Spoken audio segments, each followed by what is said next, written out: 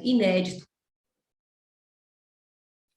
Perdão, a mensagem aqui sobre o evento ser gravado atravessou aqui a minha fala. Então, mais uma vez, sejam bem-vindos. Estamos agora começando a apresentação de resultados da pesquisa Políticas de Saia, um levantamento inédito e necessário sobre a violência política contra a mulher.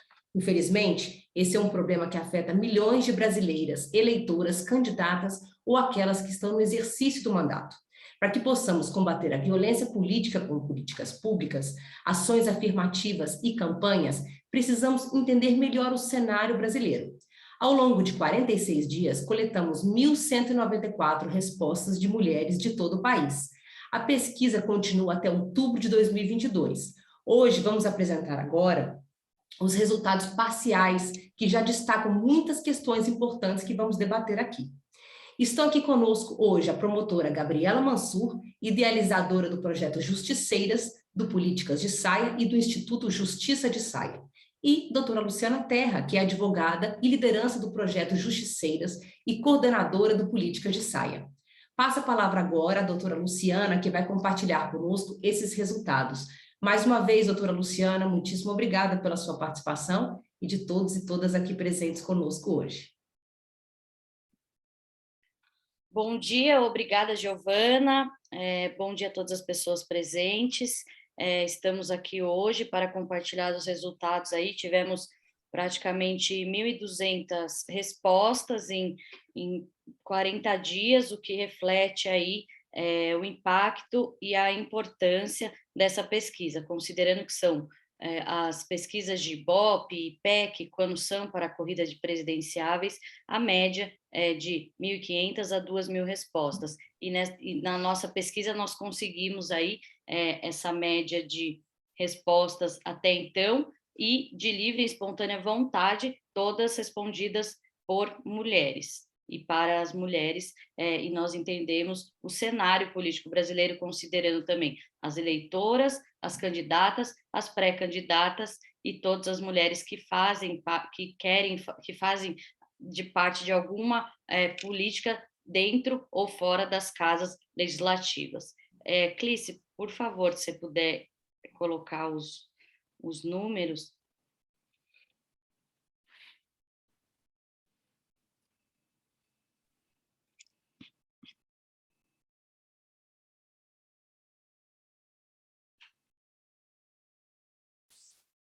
Já está aparecendo, né, pessoal? Já aparece, só preciso que, eu sugiro que você coloque no modelo apresentação, Clícia.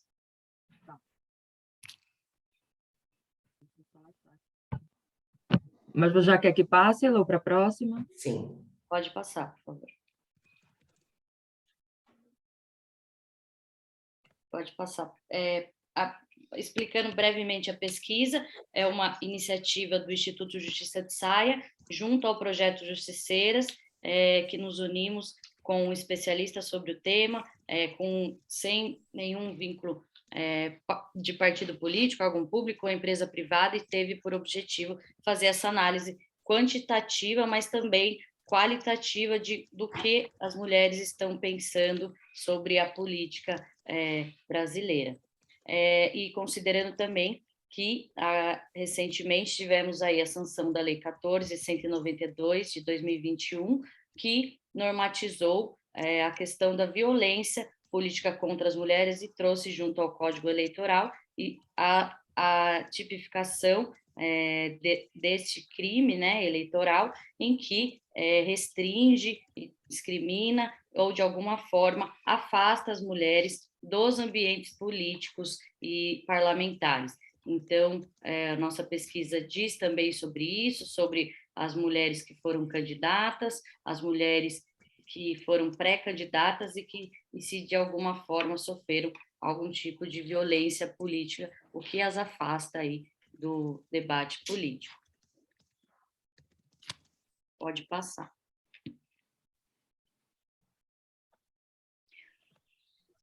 O perfil das participantes da pesquisa, a maioria tem filhos, de 60%, a escolaridade também, 73% tem ao menos o ensino superior, a idade média das participantes é de 42 anos, com renda salarial aí 40% tem acima de 3 salários mínimos dentro das pesquisas. Temos participantes de todos os estados do Brasil e também de 15 países do exterior, de mulheres brasileiras no exterior que responderam sobre as pesquisas. O perfil dos participantes também diz sobre as suas profissões, suas ocupações, e podemos ver aí que temos desde as estagiárias, administradoras, empreendedoras, donas de casas, o que demonstra que todas as mulheres se interessam, sim, por política. 62% exerce algum tipo de liderança, não necessariamente no ambiente político, e sim, seja no condomínio, em associações, cooperativa, movimento de mulheres, conselhos municipais, terceiro setor, comunidade e, obviamente, também dentro dos partidos políticos.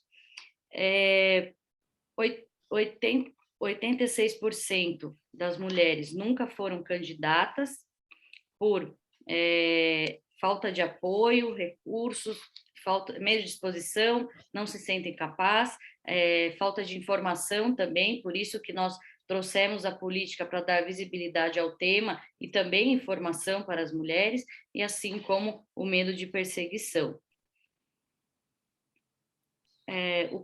Entre as mulheres que já se candidataram e que responderam à pesquisa, 79% não foram eleitas, o que mostra que somente 20% foram eleitas e também considerando aí que somos 52% da população brasileira e conseguimos aí somente a eleição de 20% de mulheres. 30% das que participaram exerce algum cargo de liderança no partido, dentro do partido, que faz parte, como diretora financeira, secretária da mulher, porta-voz municipal, conselho de ética disciplinar, dentre outros lideranças dentro do partido político. Das mulheres que preencheram a pesquisa, 20% são filiadas a algum partido político e a maioria dos cargos concorridos são a vereadora. 90% das mulheres concorrem ao cargo de vereadora. E importante informar também que 900 municípios não elegeram nenhuma mulher vereadora no ano de 2020. No Brasil também, lembrando um pouco da nossa história, tivemos somente 6 governadoras mulheres na história do Brasil. Atualmente nós temos somente uma governadora no Rio Grande do Norte, Fátima Bezerra, dentre os 27 estados brasileiros. Junto dos resultados, nós também fizemos algumas afirmações para que as mulheres respondessem e o que elas achavam como verdadeiro ou falso, como uma forma de nós medirmos também qual é a percepção das mulheres dentro do debate político. Da afirmação, eu me sinto representada por homens na política, 89% respondeu que essa afirmação é falsa, ou seja, não se sentem representadas por homens na política. Da afirmação, você entende que há número suficiente de mulheres na política, 95% das mulheres afirmaram que essa afirmação é falsa e que não há número suficiente de mulheres na política. No mais, 96% acredita, 96,7% acredita que a existência de mais mulheres na política impacta positivamente o desenvolvimento de políticas públicas e ação em prol das mulheres. Da afirmação, mulher não gosta de política, 90% respondeu, 90,8% respondeu que essa afirmação é falsa, ou seja, 90,8% acredita e gosta de política, o que cai aí um mito de que as mulheres não se apresentam e não gostam de política.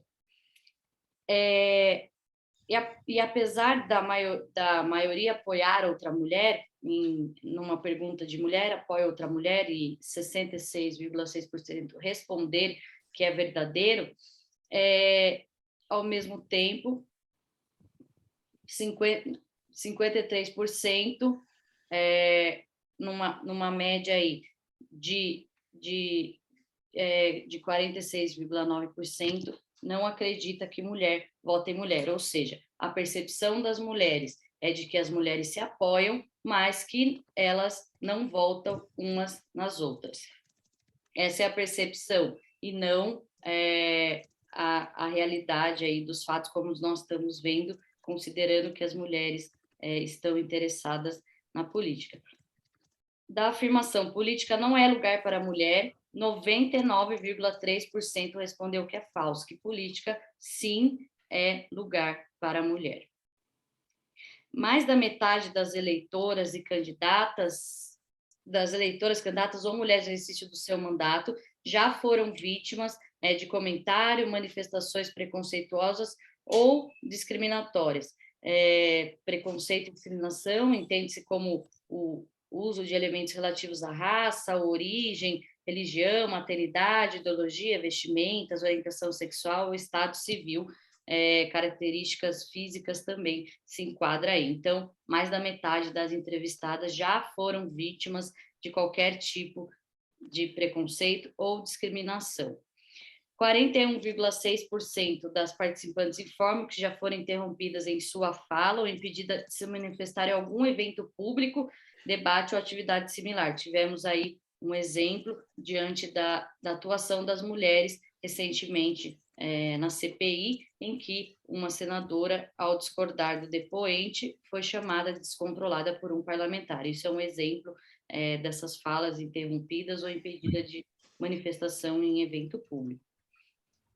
As mulheres que sofreram alguma dessas condutas de violência, em sua maioria, relatam ofensas morais e xingamentos, exclusão, expulsão, restrição ao ambiente político, ameaça, ataque sexual, fake news, agressão física e invasão de redes sociais. Somente 9,4% das mulheres que sofreram violência denunciaram a agressão, ou seja, temos aí uma subnotificação de praticamente 90% de mulheres que não denunciam esse tipo de violência, seja por a maioria dos motivos para não denunciar é que não confia na justiça e abre aspas, não daria em nada, fecha aspas, não sabia onde denunciar ou ter um caminho para isso, medo e vergonha também está entre as variantes para elas não denunciarem.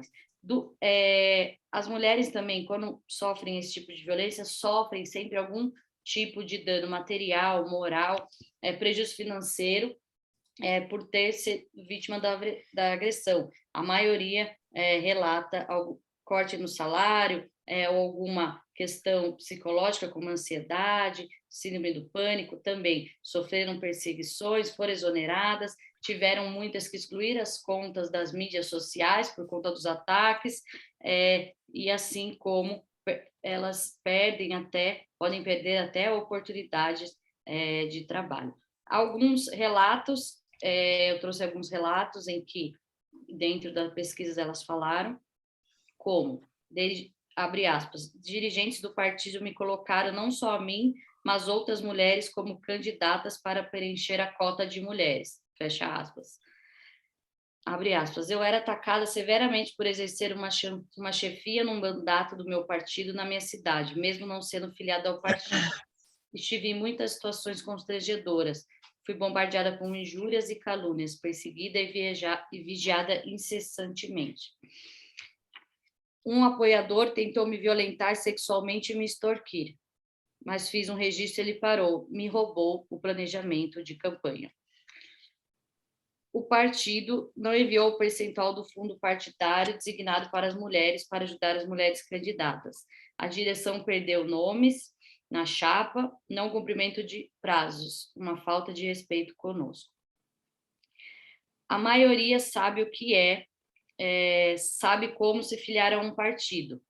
A maioria das das que participaram da pesquisa, mas não sabem como se candidatar a um cargo. A maioria sabe o que é um fundo partidário, uma candidatura laranja e que apenas pessoas físicas podem doar dinheiro, bens ou serviços. Mas a maioria não sabe o que é realizar a prestação de contas em uma candidatura, o que as pessoas físicas somente podem doar 10% do seu patrimônio declarado no imposto de renda para a campanha, e o tempo também das eleições que é necessário para registrar a candidatura, bem como também não sabem o que é desincompatibilização para se candidatar a algum cargo. Essas informações que elas não sabem, que a maioria não sabe, são de suma importância, considerando aí o Código Eleitoral, os prazos que são exíguos, e muitas vezes as mulheres acabam sendo processadas por não cumprirem aí, por exemplo, uma prestação de contas, ou ter uma conta aberta em seu nome para a campanha. Então, a maioria não sabe como fazer, e em sua maioria, os partidos também não dão esse apoio necessário para as mulheres. Acredito que a doutora Gabriela vai poder explicar um pouco melhor disso, né, diante aí do aspecto eleitoral. A maioria das mulheres são a favor de cotas para candidaturas femininas, 83%, e cotas para as mulheres no fundo partidário, os mesmos 83%. Das que responderam a pesquisas, por volta de 4% somente está no exercício atual de algum mandato político, o que representa que ainda somos minoria na representatividade política das casas parlamentares. Das que responderam sobre que foram candidatas, 145 das 155 mulheres informam que seu partido não ofereceu preparação, capacitação durante a sua candidatura em campanha, o que reflete o que falamos anteriormente sobre prestação de contas, fundo partidário, prazo para desincompatibilização. 125 das 155 mulheres candidatas informam que, ao encerrar a campanha, o partido não ofereceu o auxílio ou orientação na prestação de contas. 121 das 151 mulheres candidatas informam que a promessa de campanha para a candidatura a cargo não foi cumprida pelo partido. Dessa forma, apresentamos aí os dados gerais e os mais relevantes dentro da pesquisa. A pesquisa ficará no ar até outubro de 2022. Esperamos ter muito mais dados e relatos para que nós possamos, com isso, apresentar políticas públicas, ter a união de mulheres, bem como dar informação e visibilidade para todas que a sua maioria informou que não teve a preparação necessária para o debate político. É importante também dizer que a mulher está em ambientes políticos, elas querem fazer parte e devem ter os seus direitos resguardados para isso. E o projeto Justiceira, Políticas de Saia, também tem um canal de denúncia específico para as mulheres que querem denunciar a violência política. Nós já tivemos algumas denúncias e estamos com as voluntárias políticas pronto para dar os atendimentos, fazer os encaminhamentos e orientações. Obrigada a todas as pessoas presentes, o que precisarem estamos à disposição. Muito obrigada, doutora Luciana, pela apresentação dos resultados importantes que nos trazem aqui à tona muitas questões delicadas a serem estudadas, compreendidas e debatidas. E eu passo a palavra para a doutora Gabriela Mansur, que vai comentar esses resultados, vai fazer avaliações a partir desses números aqui colocados. E antes de passar a palavra para a senhora, doutora Gabriela, eu vou reforçar um pedido aqui que eu fiz no chat. Depois que a doutora Gabriela falar, vamos abrir para todas as senhoras e senhores aqui participarem conosco, fazendo perguntas e comentários. Eu vou pedir apenas a gentileza de que se identifiquem aqui no chat os que estão presentes, independente de fazerem ou não perguntas, para a gente ter um registro de todos. E, se possível, também colocar a pergunta, porque é importante a gente saber o que os senhores desejam para depois passarmos mais informações, mais comentários e continuarmos o nosso relacionamento mesmo após esse evento, tá bem? Muito obrigada. Doutora Gabriela, a senhora está com a palavra. Obrigada pela sua participação. Imagina, eu que agradeço. Bom dia, Giovana. Bom dia, Luciana. Bom dia, Joana. Em nome de quem eu cumprimento todas as demais colegas que estão aqui nos assistindo, participando da pesquisa, já cumprimentando pelo excelente resultado, pelo trabalho realizado, pelo esforço também na coleta desses dados. Eu tenho participado de alguns debates essa semana e vejo quanto nós ainda estamos carentes de dados, de estatísticas e de análise desses dados. Eu sou promotora de justiça, não sou pesquisadora, mas entendi extremamente necessário pelo menos alguns dados básicos para nós termos um parâmetro e um direcionamento de onde nós precisamos atuar, incentivar, investir para trazer mais mulheres para a política brasileira. Nós fazemos, desde sempre, quando comecei a trabalhar com a violência contra a mulher, a violência doméstica, a violência nas ruas, a violência no mercado de trabalho, nas empresas, nos órgãos públicos. E eu percebia também que quando você fala sobre isso e não apresenta os dados, você não consegue os resultados esperados, porque você não sabe mostrar para as pessoas enxergarem esse problema. Fica só um discurso, um debate, sem uma análise mais concreta da situação, e sem essa materialização do que a gente fala, do que a gente lê, do que a gente estuda e do que a gente também acaba comprovando no dia a dia da mulher. E com esses dados a gente pode pleitear as políticas públicas específicas para essas situações. Eu me recordo quando eu atuava numa promotoria de justiça, Giovana, com alto índice de violência contra a mulher, mas os processos não chegavam até mim como promotora de justiça. Então eu via que estava tendo uma subnotificação, obstáculos que essas mulheres não conseguiam chegar até o sistema de justiça, até o Ministério Público, a delegacia, e como nós poderíamos resolver esse problema.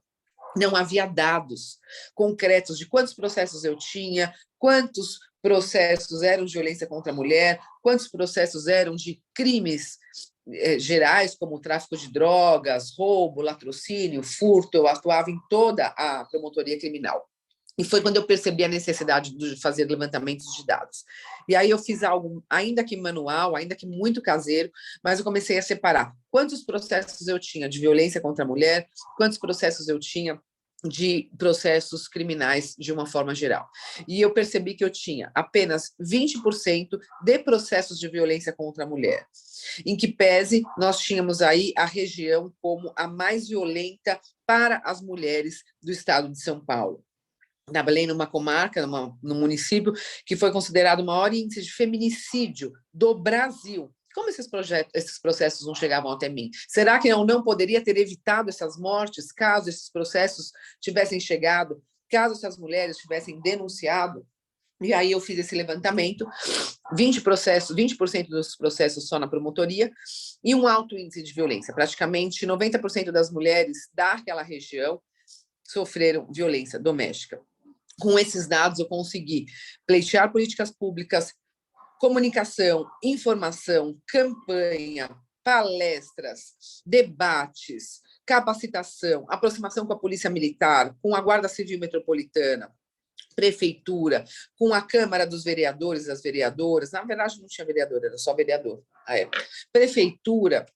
E nós conseguimos fazer um trabalho de ponta, ainda que manual, ainda que caseiro. E com isso nós conseguimos obter o avanço no combate à violência contra a mulher, que foi um parâmetro para todo o Ministério Público brasileiro. Foi com esses dados que eu consegui implementar uma promotoria especializada de violência contra a mulher nesta região, e pasme, de 20% dos processos em um ano, nós aumentamos para 80% de processos criminais. Não, os homens não passaram a agredir mais as mulheres, mas as mulheres passaram a pedir ajuda, passaram a denunciar, e eu tenho certeza que esses processos, no Ministério Público, a nossa atuação proporcionou a essas mulheres uma segurança, uma liberdade, uma confiança no sistema de justiça. Portanto, eu achei necessário, agora que estamos trabalhando e verificando a necessidade de investimento de tempo, investimento de estudo, investimento financeiro também, nessa questão de mais mulheres na política. O momento é agora, nós precisamos fazer um trabalho de união entre as mulheres, trazer uma situação de equilíbrio entre a pauta feminina, sem extremismos de esquerda e de direita, tentar trazer isso para um discurso suprapartidário, em que todas possam desenvolver os seus talentos, os seus pensamentos e a sua ideologia num contexto, num cenário político para as mulheres. A pauta é feminina, o momento é agora. E esses dados me trouxeram, ontem eu fiquei analisando esses dados, e eles proporcionaram grandes reflexões a esse respeito. O primeiro é, os dados, por isso que eu fiz essa introdução, eles são necessários para que nós possamos pleitear das pessoas que têm a legitimidade para agir nessa situação. Quem que nós temos agora que bater nas portas e apresentar esses dados e falar, é com esses dados que nós precisamos do seu engajamento, do seu comprometimento. E aqui, sem dúvida nenhuma, com os líderes dos partidos, dos diretórios, os presidentes dos partidos, eles precisam se comprometer. Todos os partidos, todos, porque as mulheres que responderam, elas não são nem de direita nem de esquerda. Nós não identificamos essa questão. Nós fizemos de uma forma geral. E essas mulheres todas falaram da falta do apoio, da falta do incentivo. E aqui eu percebo que essas mulheres que responderam à falta de apoio e de incentivo sequer se candidataram, sequer sabem como se candidatar, sequer tem esse apoio. Esse apoio não é só quando a pessoa se candidata, esse apoio tem que vir antes dessa candidatura, antes de uma filiação partidária. Tem que vir como um incentivo para ela começar a falar sobre o envolvimento dela no cenário político, não necessariamente sendo candidata, mas participando das discussões, trabalhando com um tema, construindo essas políticas públicas. Isso é um dos principais pontos, na minha opinião. Essa falta de informação, essa falta de engajamento, essa falta de incentivo com todas as mulheres brasileiras. A gente não pode fazer aqui um recorte de que só as mulheres que se candidatam ou que estão eleitas é que sofrem esse tipo de situação. Nós temos que ver que a população feminina, as mulheres como um todo, de forma coletiva, estão afastadas do sistema de política, da política brasileira. Sem dúvida, nós não participamos da política, embora todas elas tenham dito, na grande maioria, na sua maioria, que o lugar de mulher é na política, que mulher gosta de política, que as mulheres se apoiam, que mulher vota em mulher. E isso, para mim, foi muito importante para desmistificar situações que nós acabamos introjetando no nosso inconsciente diário e colocando as mulheres umas contra as outras, que, para mim, também é outro principal ponto que precisa ser atingido. Ontem eu estive num jantar em homenagem à ministra do Tribunal Superior Eleitoral, a Maria Cláudia Bucanieri, que acabou de ser eleita e nomeada e está no seu cargo como ministra, a segunda mulher brasileira a ocupar esse cargo, e eu vi a maravilha da união das mulheres. Mulheres de várias frentes, várias profissões, das carreiras jurídicas, unidas para aplaudir e para valorizar a ocupação dessas mulheres nos espaços públicos de poder. E daí eu vejo qual a importância dessas mulheres estarem nesse espaço. Não adianta só nós falarmos, as mulheres precisam estar lá, as mulheres precisam da representatividade. Isso é óbvio, isso não se discute, isso é um direito nosso, de estarmos onde quisermos estar e lutar por esses espaços. Isso é um direito nosso, nós não precisamos justificar porque nós queremos estar lá. É um direito nosso. Nós não somos nem menos nem mais capazes que os homens. Nós estamos lá em igualdade de direitos. Não se discute a pauta masculina na política. Não se discute homens em cargos de liderança. Não se discutem como fazer para que os homens sejam incentivados a participar da política. O que se discute é a falta de mulheres nos espaços públicos e privados, a falta de mulheres na política. É um direito nosso. Não precisamos justificar por que queremos estar lá. O toque feminino, não existe isso. Isso são características da nossa atuação e não algo que justifique a nossa entrada nesses espaços. Estamos lá como cidadãs no exercício do nosso direito político, porque queremos, e para isso nós precisamos ser incentivadas, que ainda as mulheres estão relegadas a estarem nos seus lares, sem que elas consigam fazer uso da sua voz e dos seus direitos. Isso não se justifica. Portanto, eu quero só fazer esse pedido e essa dica, modéstia à parte, que vejo as mulheres justificando a entrada delas nesses espaços ou por que elas querem estar. Não há justificativa, é o exercício de um direito.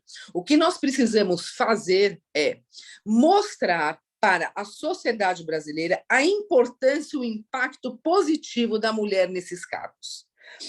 Ética, dedicação, a questão de verificar as outras mulheres, o que elas precisam, nós temos esse espaço, nós temos esse lugar e essa legitimidade. O que me incomoda muito, várias vezes, são os homens definindo sobre os direitos das mulheres, sem a participação de nenhuma de nós. Como se eles soubessem o que é melhor para nós. Nós precisamos ter isso de forma coletiva, democrática, com a participação de mulheres, e mostrar para a sociedade qual é o impacto da presença de mulheres nos cargos de liderança para toda a sociedade brasileira, em termos de economia, em termos de saúde, em termos de educação, em termos de segurança pública e em termos de dignidade da pessoa humana. É essa a transformação. Não justificar porque estamos lá, mas mostrar que, estando lá, a gente faz a diferença na sociedade brasileira. Esse é o meu principal desafio, o meu principal objetivo. É a união de todas nós numa grande onda democrática feminina, com vieses de todos os lados, todos os pensamentos ideológicos, construindo uma pauta feminina coletiva e democrática para todas nós, cidadãs brasileiras. Trago aqui, fazendo um diagnóstico mais específico de alguns pontos que nós já sabemos. Essa pesquisa, Giovana, Luciana, Clícia, Joana, Késia, Daniele, as pessoas que me acompanharam e que abraçaram essa ideia, já agradecendo todas vocês, perdoando se eu deixei de mencionar alguma, mas todas são muito importantes nessa construção, fizeram um trabalho de excelência, um trabalho maravilhoso, mas sem querer desmerecer o nosso trabalho e o meu também, esses resultados já eram esperados, eu só queria pôr no papel. Eu já sabia quais eram os resultados. E é exatamente por isso que eu insisti na pesquisa, para que a gente tenha esses dados nas mãos para pleitear o comprometimento dos partidos, dos candidatos, das candidatas também, com a pauta feminina, com o comprometimento das mulheres e dos homens que estão numa gestão partidária e que estão pleiteando votos, que estão pleiteando os seus assentos nesses cargos. Eu quero saber o comprometimento deles com as mulheres brasileiras. Só isso. Seja para incentivá-las a participar dessa construção democrática, seja incentivá-las a exercer algum cargo, se candidatar, seja no exercício do mandato, seja também fazendo com que a mulher brasileira, com que a sociedade sinta na pele qual é o peso positivo das mulheres nos cargos de poder. Aqui eu trago algumas questões importantes.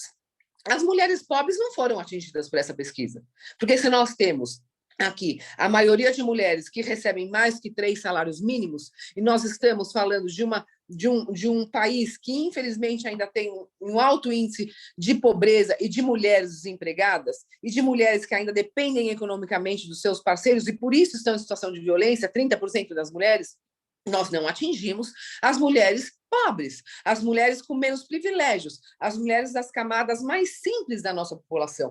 Como fazer? Eu queria que a Clícia ou a Luciana anotasse, ou a Samara, essa questão.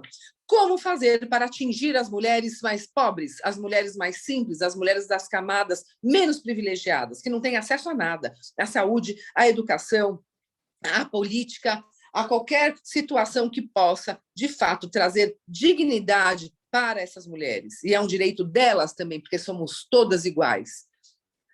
Eu tenho muita proximidade com a Neide Santos, da comunidade Vida Corrida, lá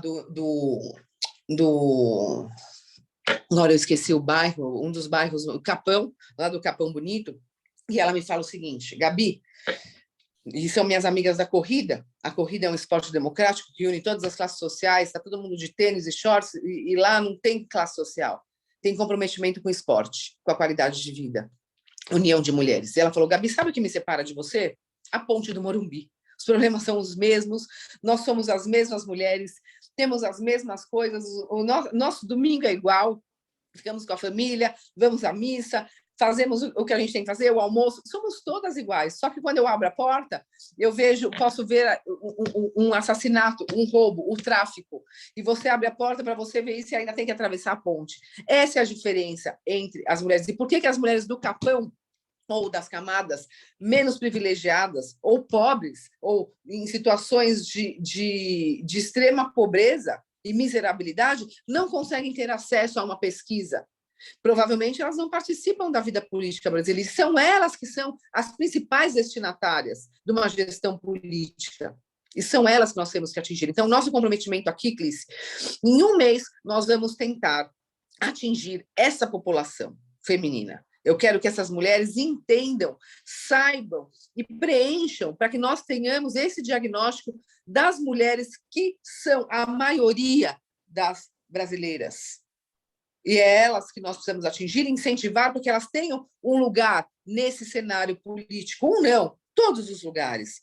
É importante para elas fazerem parte, eu quero saber do que elas precisam para que eu, como promotora de justiça, possa, de fato, fazer a diferença na vida delas, não só no combate à violência contra a mulher, mas abrindo as portas democraticamente para essas mulheres participarem.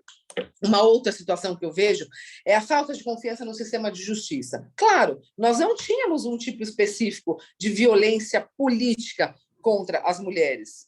Outro desafio, mostrar os resultados das denúncias feitas no Justiceiras, na Ouvidoria das Mulheres do Conselho Nacional do Ministério Público, para que nós possamos aproximar as mulheres do sistema de justiça, para que elas tenham a segurança na denúncia e incentivo à participação delas no poder. Por quê? A partir do momento que elas percebem que há uma proteção prévia ou após os fatos cometidos, porque seremos atacadas todas, independentemente de onde nós estivermos, na política, no judiciário, no Ministério Público, no esporte. Hoje, as redes sociais, a tela do celular funciona como um verdadeiro manto protetor, de alguma forma imaginário, para um agressor de mulheres pela internet, como se ele não fosse descoberto nunca. E nós hoje temos instrumentos e nós temos muitos meios de identificar os autores dessas agressões contra as mulheres pelas redes sociais, pela internet, que é o maior número de agressões e de violências sofridas por todas nós. Mostrar os resultados dessas investigações, dessas denúncias, desses processos. Assim que a gente aproxima a mulher, se uma conseguiu denunciar e se esse caso foi para frente, os outros também vão. Foi desta forma que eu consegui aproximar muitas mulheres que sofrem violência no Brasil do sistema de justiça, do Ministério Público. Tanto é que o caso do João de Deus, em menos de 24 horas, eu tinha 200 denúncias de mulheres que foram abusadas sexualmente pela mesma pessoa e se sentiram confiantes e se sentiram abraçadas e acolhidas por uma força-tarefa montada no Ministério Público para atender essas mulheres. Então, esse também é um dos objetivos. Mostrar os resultados das denúncias, mostrar os resultados das denúncias e fazer com que essas mulheres tenham confiança nos canais de denúncia e no sistema de justiça. Agora, com um crime, um tipo penal específico criado para combater a violência política contra as mulheres, nós temos a tendência a aproximar essas mulheres do sistema de justiça. No mais, a falta de apoio, de informação e de incentivo foi o que apareceu aqui como um dos principais temas dessa falta de mulheres nesse cenário. Doutora Gabriela, perdão por interrompê-la, mas eu vou só pedir a gentileza para a senhora concluir, porque eu gostaria de abrir para perguntas. E a gente tem sempre esse desafio do tempo quando a gente tem um bom debate. E a gente tem um bom número de jornalistas que acredito que vão participar. Então, vou pedir que a senhora conclua essa primeira fase, que a gente abrindo para perguntas, certamente questões que a senhora está colocando vão vir para o debate. Perfeito. Vou fazer a conclusão aqui de quais são os principais pontos que afastam a mulher ou que não aproximam.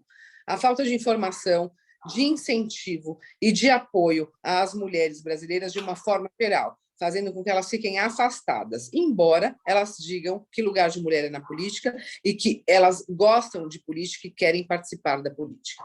A outra questão é a falta de acesso de informações e desincentivos às mulheres das camadas menos privilegiadas da nossa sociedade brasileira. Como aproximar essas mulheres? E o terceiro ponto importantíssimo é a confiança dessas mulheres no sistema de justiça para retirar essa sensação de impunidade aos crimes cometidos no âmbito da violência política. São esses os pontos principais e esses são os nossos desafios. Muito obrigada, parabéns pelo trabalho que vocês estão realizando conjuntamente para essa democracia, essa onda de democracia feminina que nós estamos, de fato, investindo e inaugurando no nosso país.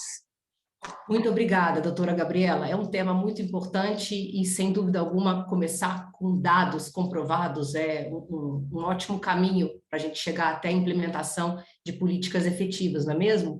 Bom, eu tenho aqui uma ordem das jornalistas que foram se identificando. Eu não sei se necessariamente todas querem fazer perguntas, estamos abertas, temos aqui um desafio de pouco tempo e peço que se manifestem. Eu tenho aqui Camila, do SBT, tenho também Bruna, da coluna Guilherme Amado, do Metrópolis. Enfim, estou à disposição aqui para ouvi-las, o microfone vai ser aberto, podem se identificar e fazer a pergunta à doutora Gabriela ou à doutora Luciana. Por favor, participem aqui conosco.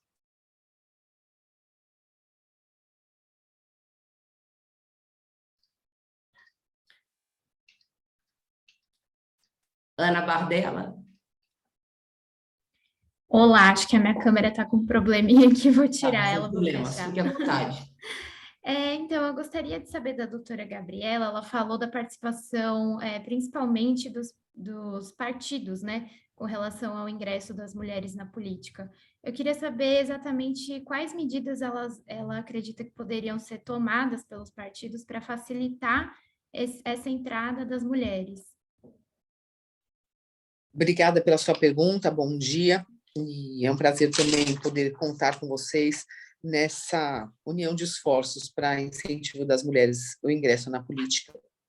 Bom, eu entendo que um principal ponto é a capacitação das mulheres para a questão política. Muitas delas não sabem termos técnicos ou muitas situações básicas para a violência. Então, é uma forma de capacitar, de sensibilizar, como nós fazemos no Justiceiras. A gente faz um trabalho de sensibilização, de capacitação, para que as mulheres que são voluntárias possam atender outras mulheres. Algo básico. Hoje tem vários grupos e coletivos e mulheres especialistas que desenvolvem esses projetos de capacitação das mulheres. Não só aquelas que estão filiadas. Fazer uma capacitação em determinados núcleos. Vai fazer uma campanha em determinado município, bairro, faça lá também o oferecimento de uma questão para as mulheres se capacitarem nessa questão política, não só para se candidatarem, mas para participarem do debate. Um segundo ponto que eu entendo interessante é um comprometimento por escrito dos partidos com as candidatas que se candidatarem, de que haverá um acompanhamento das mulheres do início ao fim da campanha, com a questão do incentivo, da informação, do apoio, da visibilidade para essas mulheres, quanto tempo elas terão de campanha, qual é o valor a ser investido, quem vai ficar responsável pela prestação de contas, deixar especificado e de forma objetiva quais são o que o partido pode oferecer e o que ele vai oferecer para aquela mulher com um comprometimento de ambos. Isso é importante porque dá uma segurança para essa mulher, ela não fica largada a partir do momento que ela se filia e se candidata. E também a existência de um canal de denúncias interno para que essas mulheres denunciem internamente nos partidos as violências sofridas e que eles tenham já um contato prévio ou qualquer tipo de parceria com os poderes públicos para o encaminhamento dessas denúncias. E caso haja identificação de que as pessoas que ofenderam as mulheres estejam nos partidos, que haja um comprometimento do partido com uma sanção disciplinar para esta pessoa, como uma advertência, como é em todos os setores públicos, advertência, suspeição, afastamento e a demissão do próprio partido. Esses 3 pontos, no meu entendimento, são cruciais: capacitação, apoio, incentivo e acompanhamento dessas candidatas do começo ao fim, com situações objetivas e o comprometimento na punição das situações de violência contra a mulher na política. Obrigada, doutora Gabriela. Agora, Adriana Vasconcelos, do Poder 360. Obrigada pela sua participação. Obrigada.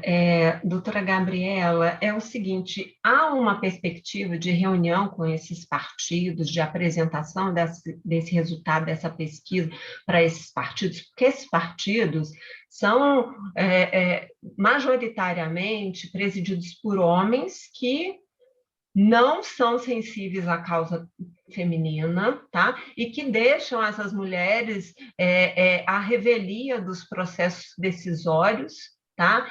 E são os grandes responsáveis pelo desvio. Desde 2018, quando foi determinado pela Justiça que 30% dos recursos deveriam ir para as candidaturas femininas, por usar subterfúgios para não destinar esses recursos a essas mulheres. Então, assim, fazer uma denúncia para um canal interno, para a direção desses partidos que são coniventes com essa discriminação em relação às mulheres, assim, fico com um pouco de dúvida se isso daí seria efetivo. E, assim, eu queria saber se existe uma forma de se ajudar paralelamente essas mulheres fora dos partidos, porque os partidos, enquanto eles não mudarem internamente, dificilmente esses números terão uma repercussão efetiva ou uma mudança, vão gerar uma mudança de comportamento. Perfeito. Obrigada pela sua pergunta. Concordo com você na questão das denúncias. Vamos lá, por partes. Em relação às denúncias, nós, do Justiceiras, abrimos o nosso canal de denúncia para receber as denúncias sobre violência política contra as mulheres. Quando nós recebemos essas denúncias, há a formação de um grupo de apoio psicológico, socioassistencial, jurídico e acolhimento para essas mulheres. Logo em seguida, paralelamente a esse apoio, todos os casos são encaminhados para a Ouvidoria Nacional do Ministério Público, que faz o acompanhamento e os encaminhamentos para as autoridades competentes. Por outro lado, eu participo de grupos de trabalho formados pelo Ministério Público Federal, formados pelo Conselho Nacional do Ministério Público, formados também pelo Ministério das Mulheres e várias outras entidades que participam desses coletivos e desses grupos de trabalho. Ministério Público de São Paulo, inclusive, estive com a doutora Vera Taberti ontem, que é especialista, promotora especialista no tema.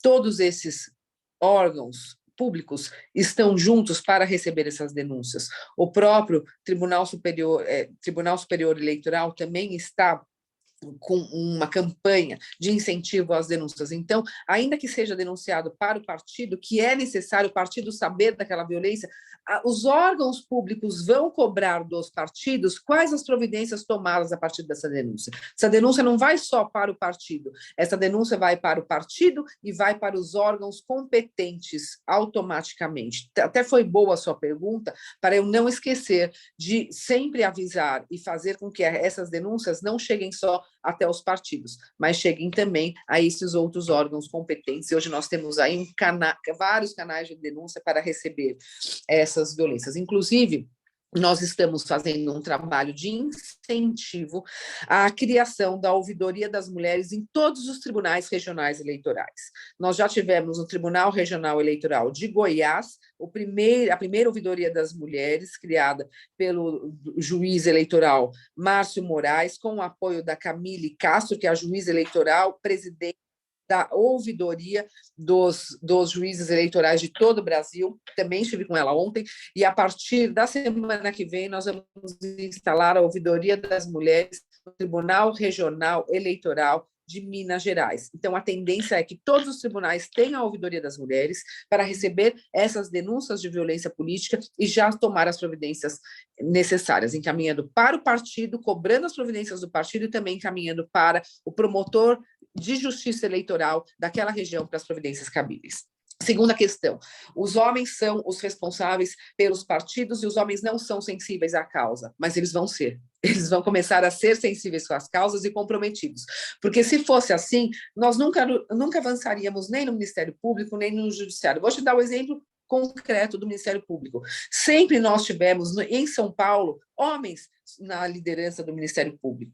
Não sei se comprometidos ou não, sensíveis ou não com o tema, mas nós fizemos um trabalho de sensibilização desses líderes, nós fizemos um trabalho de aproximação do tema desses líderes, exatamente mostrando resultados e cobrando uma gestão com perspectiva de gênero. É o que nós vamos fazer com os partidos.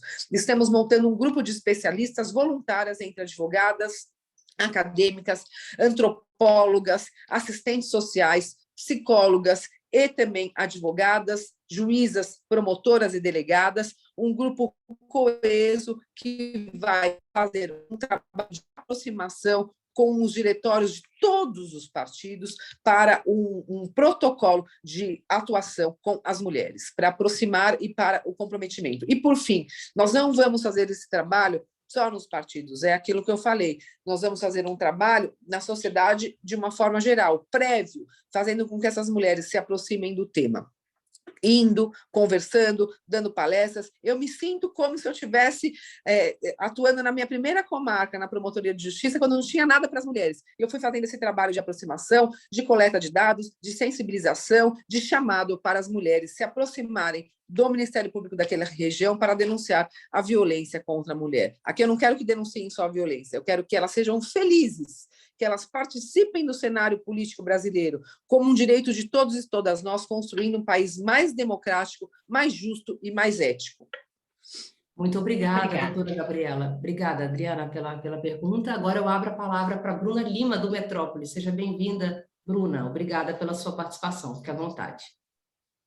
Oi, gente, bom dia. Oi, doutora Gabriela, bom dia.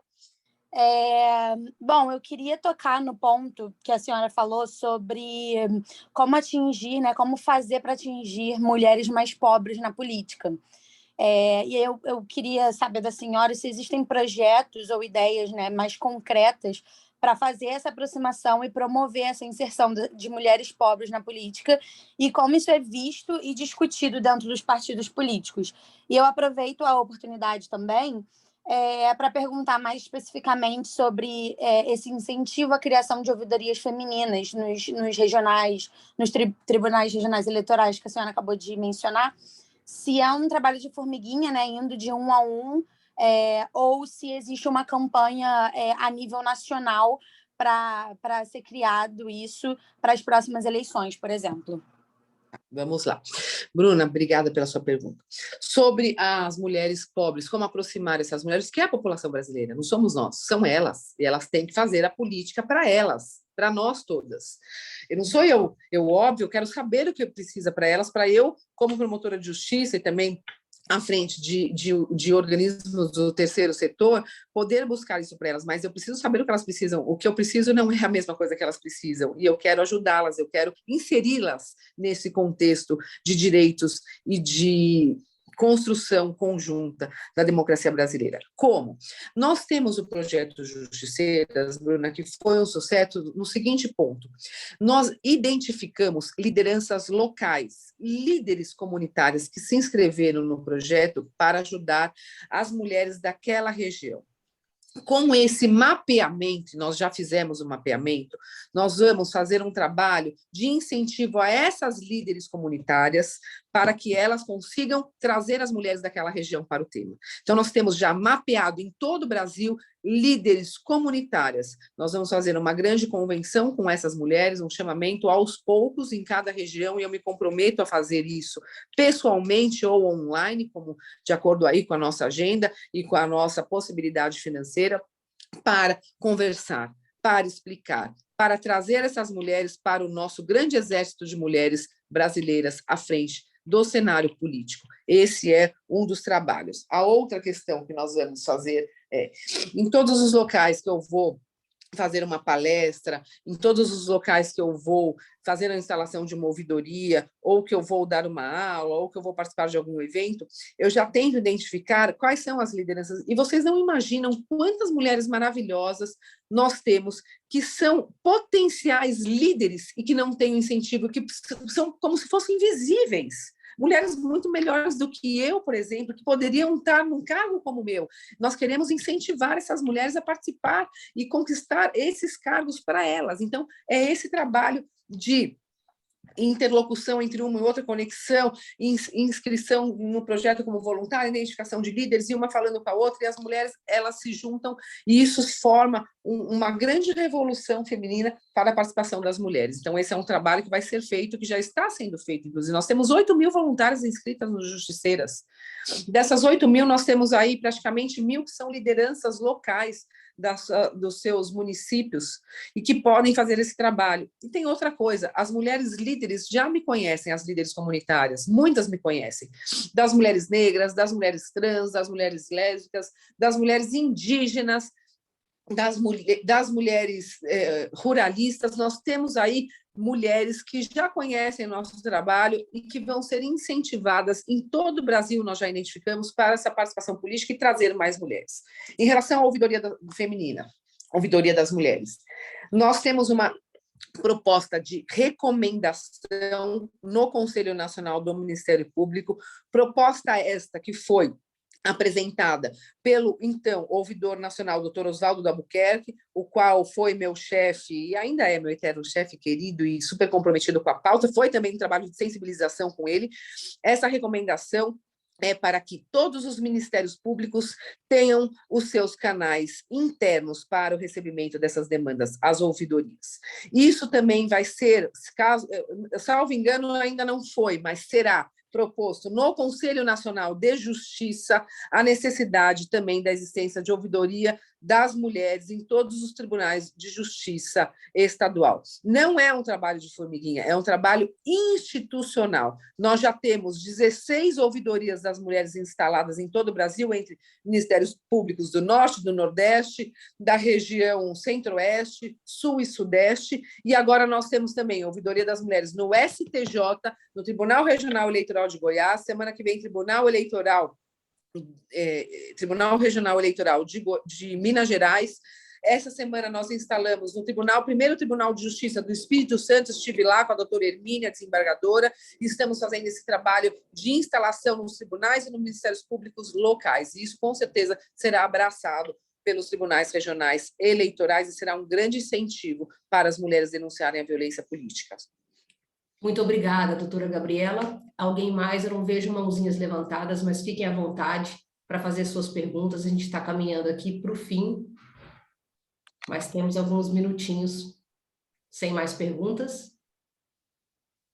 Eu tenho uma pergunta, caso vocês tenham, vocês são prioridade, mas eu tenho uma pergunta caso ninguém mais se manifeste. Doutora Gabriela, a gente vê muita repercussão na mídia de casos de sucesso em alguns países, por exemplo, o que tem feito Michelle Bachelet no Chile, a Jacinda Ardern na Nova Zelândia, que são políticas aparentemente muito eficazes, né, muito efetivas para a participação de mais mulheres nos parlamentos. E estou falando tanto da questão quantitativa, muitos desses países já contam aí com 20%, 30% de participação de mulheres em cargos relevantes no parlamento, e também em condições para que essas mulheres possam continuar exercendo a sua atuação no parlamento. Né? Em diferentes regimes políticos, a gente vê muito isso. Eu pergunto, algumas dessas políticas são interessantes e podem ser vistas com o olhar brasileiro, obviamente adaptadas às nossas condições, às nossas políticas, ao nosso sistema eleitoral, algo que lhe chame a atenção, que poderia ser dito como um benchmark desses países que a senhora gostaria de comentar, ou são naturezas completamente opostas e os problemas que nós temos aqui no Brasil precisam ser somente olhados com viés brasileiro, com as particularidades do nosso país? Eu vou responder um pouquinho, mas também depois quero dar oportunidade aí para as outras colegas se manifestarem sobre, para a gente finalizar com a participação delas também, Clícia, Luciane, quem mais quiser participar. Bom, todas as experiências, Giovana, internacionais de sucesso são muito bem-vindas no Brasil. Quando da elaboração da Lei Maria da Penha, da discussão de políticas públicas para a efetivação da Lei Maria da Penha, que é algo que nós ainda lutamos para que seja totalmente eficaz, Nós buscamos, sim, situações internacionais de sucesso para a implementação aqui no Brasil, isso sem dúvida. Por exemplo, os grupos de ressocialização do agressor, que eu implementei em 2012 em Taboão da Serra. Eu fui buscar alguma estratégia de prevenção ao feminicídio e percebi que esses grupos reflexivos de homens nos países que adotam esse tipo de política pública, existe uma diminuição da reincidência e uma diminuição dos feminicídios. Então, foi uma implementação com base em iniciativas internacionais da Espanha, do Chile, por exemplo, que são as melhores legislações em termos de violência contra a mulher, entre outras também, outras situações extremamente importantes. É claro que o Brasil é um país muito grande, é um país com muita diversidade e que precisa ter um olhar diferenciado e um olhar que abranja todas as mulheres brasileiras. A gente não pode fazer política para determinadas mulheres. Nós temos que fazer política para todas as mulheres, política pública, que não estou falando política partidária. Temos que desenvolver política pública para todas as mulheres brasileiras, de acordo com os recortes, com as regiões, mas que abranja o maior número de mulheres. Esse é o maior desafio, atingir a todas nós, os 4 cantos do país.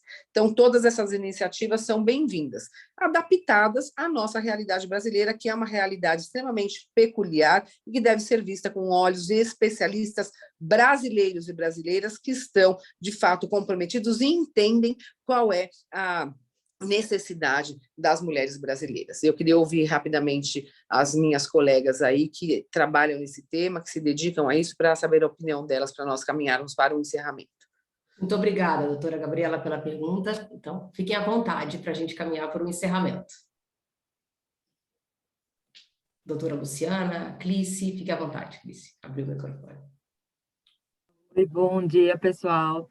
Então, nessa questão da Michelle Bachelet e da Primer da Nova Zelândia, assim, elas são muito inspiradoras, principalmente porque a Michelle, ela também fez uma analogia de nomear metade das ministras, né, durante o mandato dela, e ela também colocou um horário até às 6 horas de reuniões, justamente porque as mulheres geralmente têm a terceira jornada, né, e isso a gente pode se aplicar aqui no Brasil, né. E quanto à Primer da Nova Zelândia, ela também nomeou uma ministra indígena, Maori, né? Isso também foi muito simbólico. A gente fala muito sobre a representatividade e isso realmente é importante, né? A gente tem que se ver lá nos espaços de poder, no Congresso, para a gente sentir que é capaz, né? Como a doutora Gabriela estava falando, essa questão de... A gente só tem uma governadora no Brasil todo, né? No Rio Grande do Norte. Isso é muito grave, né? Prefeitas temos poucas, vereadoras é o que temos mais, mesmo assim, não chega a ser em 100 municípios. Então, assim, a representatividade é muito importante. E, principalmente, a gente conversar com as mulheres mais vulneráveis, né? A gente dá a questão da capacitação também, que a doutora Gabriela já citou, tem o Vamos Juntas, org, capacita mulheres, tem o Atenda também, da Hannah Mussi, que também capacita mulheres. Elas precisam entender todas essas questões de financiamento partidário, das porcentagens, porque das candidaturas laranjas, o que é, esses pormenores é importante para elas fazerem um panorama e se sentirem seguras, principalmente, porque, como a doutora Luciana mostrou os dados, a questão da família, quando ela vai entrar na política, ela tem muito apoio da família, mas, assim, fica todo mundo, será que não vai atingir o filho? O marido fica preocupado. Então, por mais que apoie, ela precisa ter essa segurança, ela precisa ter informação, e ela precisa se sentir representada. Então, por isso que a gente tem que fazer essa elaboração, né, de todas as mulheres juntas e galgando espaços e da gente conseguir colocar isso em prática, né, nas próximas eleições de 2022, que é o que Políticas de Estado tem como maior intuito, né, mais mulheres nos espaços de poder, mais mulheres informadas, mais mulheres em segurança, né, e encorajadas a representar mais espaços. Perfeito, Clíci. Mulheres em segurança é uma frase bem importante para a gente entender o objetivo, né? Giovana, pode te interromper aqui, não te interromper, só ele esperei você terminar. Queria só fazer uma colocação aqui com o que foi dito pela Clícia. É claro que existe uma consequência da inclusão das mulheres, da mulher se candidatar. Ela assume um risco, mas os homens também assumem esse risco. Isso não é diferente para as mulheres e para os homens. O que é diferente é qual o impacto disso na vida das mulheres. Os homens também são atacados. As esposas, quando eles são casados, também ficam preocupadas. Em determinadas situações, os filhos também são atingidos. Só que a culpa não vai ser dele. É um contexto da escolha, é um contexto do homem que está na política, fazendo a diferença no país. Agora, se isso é para a mulher, como que é visto? Tá vendo? Por que ela foi entrar para a política? Eu avisei. Olha aí, tá causando vários problemas para a família. Então, é a forma como nós encaramos problemas, homens e mulheres vão ter. A gente pode se colocar numa situação de vitimização por ser mulher. Não é isso. Todo mundo é atacado quando vai para a política, porque você se expõe, você expõe as suas opiniões, nem todo mundo concorda. Há uma agressividade hoje em dia muito intensa na questão política. O segredo é como isso vai impactar a vida daquela mulher, a vida pessoal e familiar daquela mulher, e como isso vai impactar a vida familiar e social do homem. Aí que há a grande diferença. E é nesse aspecto que nós temos que ter instrumentos para diminuir esses danos à mulher, trazendo para ela segurança, trazendo para ela incentivo, apoio e também a certeza da não impunidade nas situações de violência contra a mulher na política. E aqui num segundo ponto, rapidamente, que a Clícia falou do horário de 18 horas, para encerrar. E eu pensei nisso ontem, a seguinte questão. Estava um grande grupo de mulheres num evento em homenagem à ministra Maria Cláudia, que é amiga de todas nós, é uma grande mulher e a gente quer que ela faça a diferença e nós vamos apoiá-la, mas já eram 10, 11 horas da noite, todas as mulheres lá com família, com filhos, casadas, divorciadas, solteiras, enfim. Não é o normal para as mulheres todos os dias fazer isso. E muitas vezes os homens fazem isso direto. E são nessas situações que são resolvidas grandes alianças, grandes passos para a política. Nós não queremos, de novo, nós não queremos repetir esse modelo. Nós queremos discutir política no nosso horário de trabalho. Não há essa necessidade de ter sempre essa conversa, esses acordos, essas decisões no horário pós-expediente. Nós não queremos esse modelo. Eu até gosto, eu até posso, mas a minha colega, a pessoa que trabalha comigo, não pode. Ontem ela não pôde ir. Uma grande amiga minha, acadêmica, ontem ela não conseguiu ir. Ela poderia ter feito grandes alianças e contatos e networking. Uma vez ou outra, ok, mas nós temos que trazer o debate para o horário de expediente, para que a mulher decida naquele momento e não tenha que abrir mão da sua vida pessoal para ser alguém na vida, na política ou estar em cargos de liderança. Essa é a grande diferença, como administrar isso. Porque senão nós mulheres vamos estar sempre tendo que abrir mão de alguma coisa para ter outra. E nós queremos tudo e podemos tudo. Certamente. Muito obrigada a todas. Lembrando que a Raquel, aqui da oficina, ela colocou disponível para todas a pesquisa, então podem baixar, se tiverem alguma dúvida, estamos à disposição para encaminhar para a doutora Gabriela, Bruna, Clícia, equipe, quem puder nos responder. E caminhando para o fim, agradecendo a participação de todas e todas aqui conosco, em nome do Instituto Justiça de Saia e do projeto Justiceiras, agradeço bastante a participação de todos e todas. Continue acompanhando os resultados do trabalho pelos sites justiceiras.org.br, pelo justiçasdesaia.com.br e também vocês podem conferir as pesquisas, os resultados, quando avançarem, nesses canais e também diretamente no Políticas de Saia, pelas redes. Muito obrigada mais uma vez e seguimos à disposição. Tenham todas e todos um excelente dia. Até logo, obrigada. Fiquem com Deus e com saúde. Valeu.